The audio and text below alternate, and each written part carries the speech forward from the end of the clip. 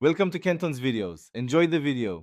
You need the cellular Apple Watch and a friend or family member's iPhone to start. This is the only practical way to use it without owning an iPhone.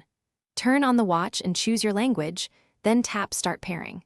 On the other iPhone, open Watch app and select Setup for a family member. Once done, follow on-screen camera pairing. Hold the watch face inside the viewfinder, so the process moves from hardware to software setup quickly. You'll sign into an Apple ID for the watch user.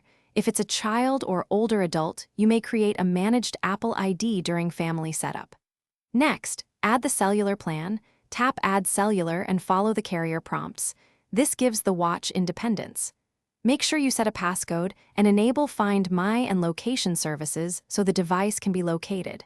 Once done, enable Emergency SOS and Medical ID so the watch can protect the user without an iPhone nearby. Finish by choosing which apps sync to the watch and setting screen time or communication limits from the managing iPhone. Test the setup.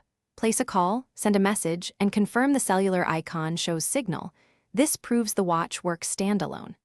If activation stalls, restart both the watch and the managing iPhone, then retry Add Cellular.